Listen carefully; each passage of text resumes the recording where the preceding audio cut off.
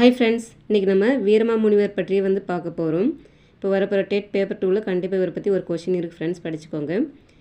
தேம்பா கூட்டல் அணி என பிரித்து வாடாத மாலை என்றும், தேன் கூட்டல் பா கூட்டல் அணி என பிரித்து தேன் போன்ற இனிய பாடல்களின் தொகுப்பு என்றும் இந்நூலுக்கு பொருள் கொள்ளப்படுகிறது அப்படின்னு சொல்லியிருக்காங்க. இதில் எப்படி கொஷின் கேட்பாங்கன்னு பார்த்தீங்கன்னா, தேம்பா கூட்டல் அணி என பிரித்துட்டு இதனுடைய பொருள் என்னன்னு கேட்கலாம். தேம்பா கூட்டல் அணி அப்படின்னு பிரித்தாங்கன்னா என்னென்ன பொருள் பார்த்திங்கன்னா வாடாத மாலை அப்படிங்கிறது. அதே போல் தேன் கூட்டல் பா கூட்டல் அணி இந்த மாதிரி மூன்றாக பிரித்து இதனுடைய பொருள் என்னென்னு கேட்டாங்கன்னா தேன் போன்ற இனிய பாடல்களின் தொகுப்பு. இந்த ரெண்டுத்துக்கு டிஃப்ரெண்ட் பார்த்துக்கோங்க. இது மாதிரி வரப்போகிற எக்ஸாமில் கேட்கலாம், டெட் பேப்பரில் கேட்கலாம். அடுத்தது பார்த்திங்கன்னா, கிறிஸ்துவின் வளர்ப்பு தந்தையாகிய சூசையப்பர் என்னும் யோசோப்பினை, அதாவது பிராக்கெட்டில் வளன் கொடுத்துருக்காங்க, பாட்டுடை தலைவனாக கொண்டு பாடப்பட்ட நூல். இது அவர் பாட்டுடை தலைவனாக கொண்டு பாடப்பட்ட நூல் அப்படின்னு சொல்கிறாங்க தேம்பாவணி அப்படிங்கிறது. இது ரொம்ப முக்கியமானது.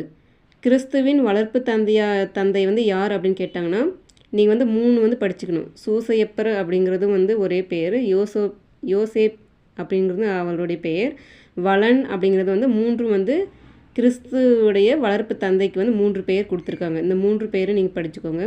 4 ஆப்ஷன் கொடுத்துட்டு இதில் தவறானது எது அப்படின்னு கேட்குறது வாய்ப்பு இருக்குது. சூசையப்பர், யோசேப், வளன் இந்த 3 ஒன்று தான். அதனால் படிச்சுக்கோங்க. பாட்டுடை தலைவன் இவரை பாட்டுடை தலைவனாக கொண்டு பாடியிருக்காங்க. இது பார்த்திங்கன்னா இப்பெருங்காப்பி 3 காண்டங்களையும் 36 படலங்களையும் உள்ளடக்கி எத்தனை பாடல்களை கொண்டுள்ளதுன்னா 3615 பாடல்களை கொண்டு இருக்குது. இதில் பெருங்காப்பி எத்தனை காண்டங்கள் பார்த்திங்கன்னா 3 காண்டங்கள், படலம் பார்த்திங்கன்னா 36, அதனுடைய பாடல்கள் பார்த்திங்கன்னா 3615 பாடல்கள் இருக்குதுன்னு சொல்லியிருக்காங்க. அடுத்து 17ஆம் நூற்றாண்டில் படைக்கப்பட்டது தேம்பாவணி. தேம்பாவணி என்ற நூல் எப்போது படைக்கப்பட்டது அப்படின்னு பார்த்திங்கன்னா 17ஆம் நூற்றாண்டு படைக்கப்பட்டது. இக்காப்பியத்தை வீரமாமுனிவர் படைத்திருக்கிறாரு. இவரது இயற்பெயர் பார்த்திங்கன்னா கான்ஸ்டாண்டு ஜோசப் பெஸ்கி என்பது இவருடைய இயற்பெயர். இயற்பெயர்னு சொல்கிறாங்க. அது என்னன்னு பார்த்திங்கன்னா உண்மையான பெயர் அப்படிங்கிறது, அதுதான் இயற்பெயர்னு சொல்கிறாங்க.